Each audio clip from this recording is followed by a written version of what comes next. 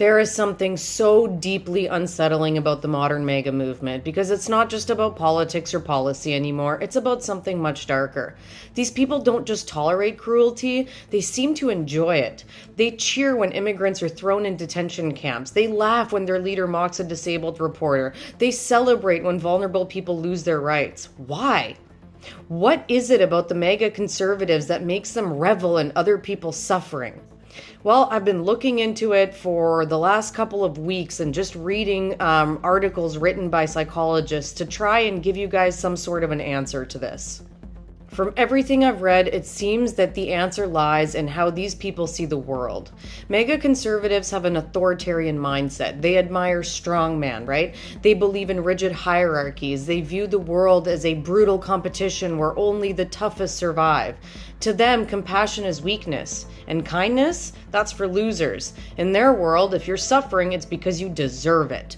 The poor are lazy, immigrants are invaders, women fighting for their rights are just looking for attention. Everything is reduced to a black and white, us versus them mentality.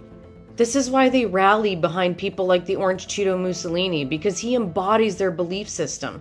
He's loud and aggressive and unapologetic, and when he humiliates his enemies, they don't see it as cruel, they see it as justice. Another key part of their psychology is the belief that success only comes at somebody else's expense. If they're struggling, then somebody else must be to blame, right? Immigrants taking their jobs, minorities getting special treatment, women wanting too much power. So when they see other people suffer, it actually just reassures them. It tells them that the world still works the way that they think it should, where people know their place, right? When poor families lose healthcare, they feel validated because in their minds, those people just didn't work hard enough. When trans people lose their rights, they feel victorious because they believe normal people should always come first. Empathy is a fundamental human trait, but MAGA conservatives have trained themselves to reject it. And why, do you ask? Well, because empathy challenges their worldview. If they start feeling bad for people that they've been taught to hate for so long, then they might have to rethink their entire belief system. And that's terrifying to them.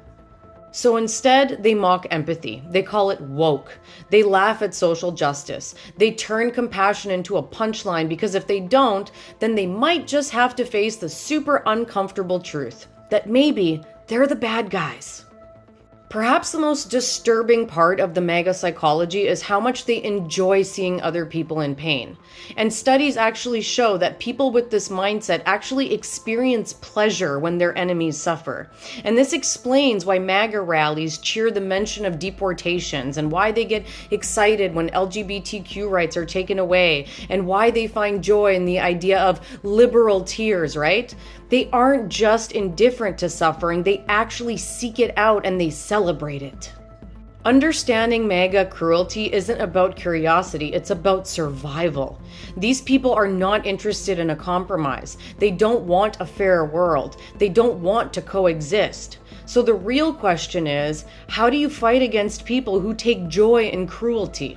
Now, the one thing I am very certain of is that appealing to their better nature is not going to work. Because for many of them, that better nature does not exist anymore. Fighting MAGA cruelty means standing up to it at every level. Politically, socially, and personally. History has shown us what happens when cruelty goes unchecked, and we cannot afford to look away right now. So keep your eyes wide open and stand up against cruelty whenever you see it.